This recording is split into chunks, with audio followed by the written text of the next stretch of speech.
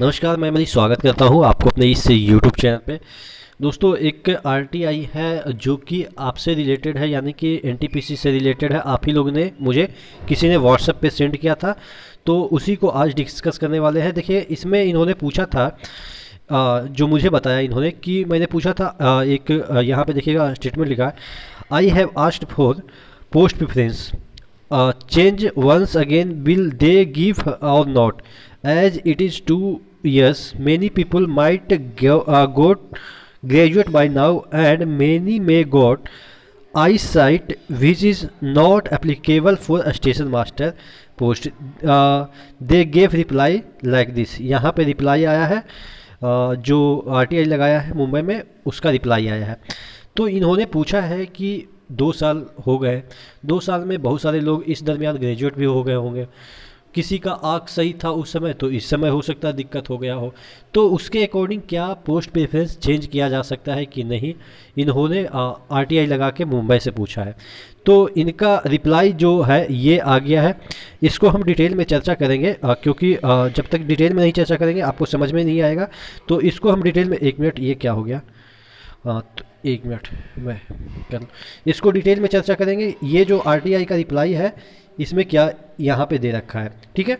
इससे पहले कि वीडियो शुरू हो, आपको भी पता है कि टेक्स्ट बुक आपके लिए लाया है ईयरली मॉक टेस्ट पास, जो कि आपको 299 में मिलता है। लेकिन अगर आप एक कूपन कोड यहाँ पे ER मनीष है वो यूज करते हैं तो आपको ये वाला चीज़ें 269 में मिलता है। और आपको भी पता है कि कोई भी एग्ज़ाम को क्रैक करने के लिए कितना आवश्यक है कोई भी मॉक लगाना। और आपको भी पता है कि टेक्स्ट बुक मार्केट में लीडिंग आप कह सकते हैं मॉक टेस्ट प्रोवाइडर है। तो यहाँ पे अच्छे खासे नंबर में आपको मॉक टेस्ट मिल जाएगा। बात कर रहे थे ये वाला जो आरटीआई का जो रिप्लाई है उसमें क्या दे रखा है वो चर्चा करते हैं। देखिएगा, मुंबई में लगाया गया था, the RRB Mumbai is in receipt of your application dated 8/2/2021 को लगाया था, जिसका कि रिप्लाई आ गया था 23 को ही आ गया था, ठीक है, 23 मार्च को आ गया था। Which you have asked the certain information related to post of NTPC item wise information furnished under, यानी कि आपने जिसके लिए लगाया था आरटीआई उसका नीचे रिप्लाई है। और क्या क्या क्वेश्चन पूछा वो मैंने बता दिया था, ठीक है। पहला क्वेश्चन का रिप्लाई आया है, यहाँ पे देखिएगा, the candidates should ensure that they have requisite educational technical qualification from recognized board university institute as on the closing date of online registration। कब का? 31/3/2019 तक सभी फुलफिल करने चाहिए कि क्या क्या एजुकेशनल क्वालिफिकेशन चाहिए। Those awaiting results of final examination for the prescribed qualification are not eligible and hence should not apply. Candidates can modify the application particular except RRB chosen email ID, mobile number even after submission of application. ध्यान देने वाली बात है कि ये सब तो change कर सकते हैं, कि बोर्ड चेंज कर सकते हैं, ईमेल आईडी चेंज कर सकते हैं, मोबाइल नंबर चेंज कर सकते हैं, even after submission of application, application submit करने के बाद भी ये सब आप चेंज कर सकते हैं। लेकिन यहाँ पे लिखा है but within the last date of submission of application, यानी कि जो लास्ट डेट है सबमिशन के उससे पहले इसमें मॉडिफिकेशन कर सकते हैं बाय पेइंग मॉडिफिकेशन फीस, जो कि आपको भी पता है। However, after the last date of submission of application, जो कि था 12/4/2019, RRB shall not entertain any representation for modification of the information furnished in the application। यानी कि अब जैसे ही फॉर्म सबमिशन का डेट ख़त्म हो जाता है, RRB आपको प्रोवाइड नहीं करेगी कोई भी इंफॉर्मेशन को आप चेंज कर दें। यानी कि इवन आप मोबाइल नंबर भी चेंज नहीं कर सकते हैं, ईमेल आईडी भी चेंज नहीं कर सकते हैं, ठीक है। कब ये सब चेंज होता है? जब आप डॉक्यूमेंट वेरिफिकेशन के लिए जॉब मिलेगी तब जाके वहाँ पे आप चेंज कर सकते हैं। अब उससे पहले आपके चेंज नहीं होंगे, ठीक है। उसके बाद सेकंड में इनका आंसर था, candidates call for document verification will have to pass required medical fitness test conducted by railway administration to ensure that the candidates are medically fit to carry out duties connected with the post opted by them। Medical document verification के बाद आपका medical होगा और उसी को पास करना है जैसा आपने भरा है, ठीक है। उसके बाद इन्होंने रिप्लाई दिया है कि अगर आप इस जवाब से संतुष्ट नहीं है तो आप फिर से कितना दिनों के भीतर, यहाँ पे 30 दिनों के भीतर आप रीअप्लाई कर सकते हैं इसी पैसे पे, यानी कि 10 रुपये का जो लगता है इसी पैसे पे रिप्लाई दे सकते हैं। सॉरी, फिर से पूछ सकते हैं क्वेश्चन। तो कहने का मतलब ये है कि कोई भी सर्कमस्टांसेज में आप चेंज नहीं कर सकते हैं। ओबीसी है तो ओबीसी ही रहेगा, ईबीसी है तो ईबीसी ही रहेगा, यानी कि जो आपने भर दिया ब्रह्मा की लकीर हो गया।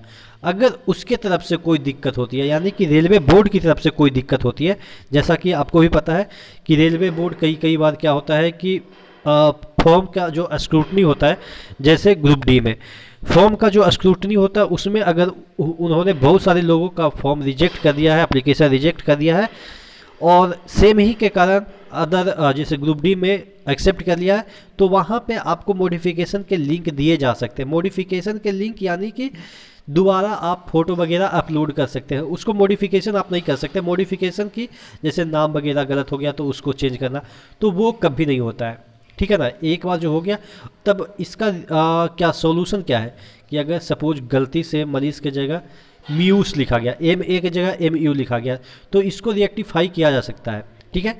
इसका मतलब ये नहीं कि आपका कैंडिडेशन ही रद्द हो जाएगा या आपको जॉब नहीं मिलेगी।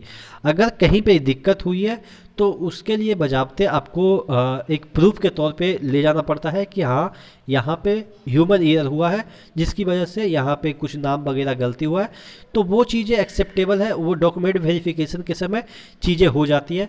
लेकिन अगर आपका और बहुत सारा मेजर गलतियाँ हो जाती है, जैसे आपने पोस्ट प्रेफरेंस है, वो पोस्ट प्रेफरेंस एक बार भर दिया कि गुड्स गार्ड पहले आपने भरा है, तो हाई नंबर आएंगे तो आपको गुड्स गार्ड ही मिलेगा। आप ये वहाँ पे कहेंगे कि नहीं यार गुड्स गार्ड में अब मज़ा नहीं आएगा, स्टेशन मास्टर हमें बनना है, तो नहीं होगा, ठीक है ना।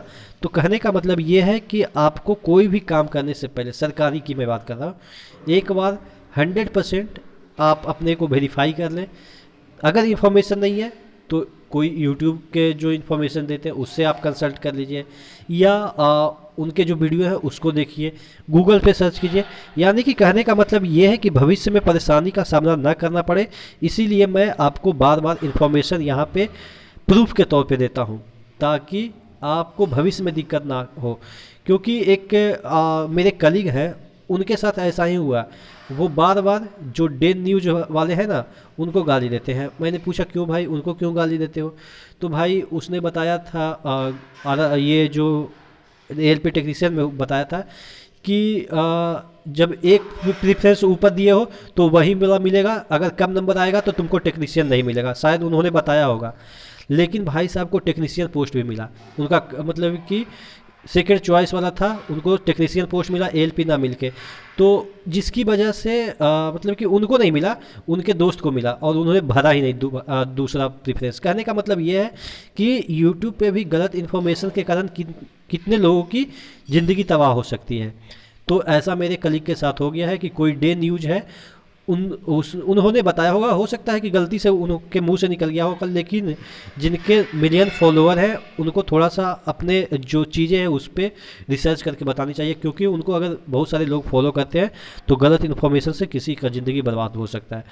बाकी आप समझदार हैं, क्या चाहते हैं क्या नहीं चाहते हैं, कैसे इन्फॉर्मेशन आपको चाहिए, आप नीचे कमेंट बॉक्स में ज़रूर कमेंट करके बताएंगे, ठीक है। तो नेक्स्ट वीडियो मिलते हैं। एक बार फिर से रिमाइंड कर दें कि टेक्स्ट बुक आपके लिए लाया है ईयरली मॉक टेस्ट पास, जिसका कि डिस्क्रिप्शन बॉक्स में लिंक दिया हुआ है।